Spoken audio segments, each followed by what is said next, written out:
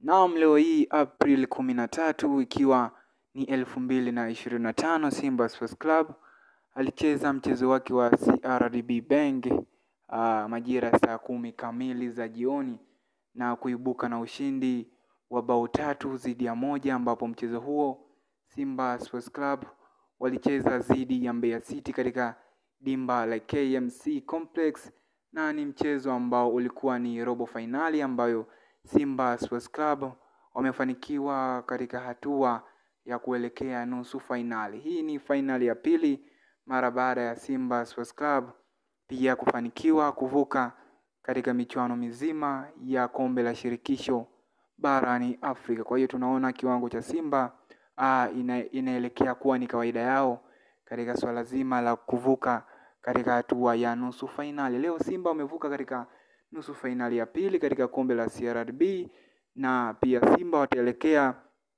katika mchezo wao wa nusu finali kombe la shirikisho barani Afrika tarehe 20. Una mambo gani ambayo unaweza kuyafanya Simba Sports Club? Ni jambo gani kubwa ambalo unaona kwa mtazamio wako wewe kama mdau na mwanasoka? Ni jambo gani kubwa ambalo unalitazamia kwa Simba hii ambayo inaongozwa na mwalimu au kocha Faldu Davis? Kwa hiyo tunaona ni mwendelezo mzuri wa Simba Sports Club katika hatua hii. Leo Simba wamefanikiwa kuivuka hatua ya fainali ya pili CRDB Bank. Kwa hiyo tutarajie makubwa zaidi katika klabu ya Simba Sports Club au Simba Sports Club katika kiwango ambacho wanacho.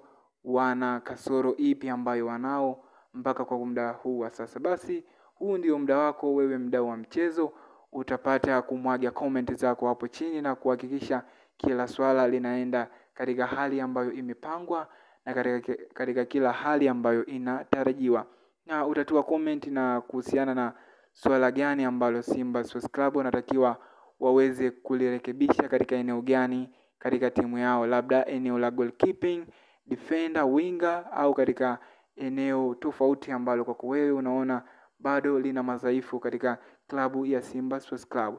Ikiwa leo basi ni April 13, 2025, una mchango gani katika klabu ya Simba Sports Club? Au unaiona Simba Sports Club ikielekea katika hatua ipi, au kikosi cha Simba ambacho kipo hivi sasa katika michuano mbalimbali unakielezea kwa namna gani? Basi utapata wasaa wa kutuma na kumwaga comment zako hapo ili kila jambo lizidi kwenda sawa bin sawia katika swala zima la kimichezo. Sisi kama wadau wa michezo, usiache kushare na kusubscribe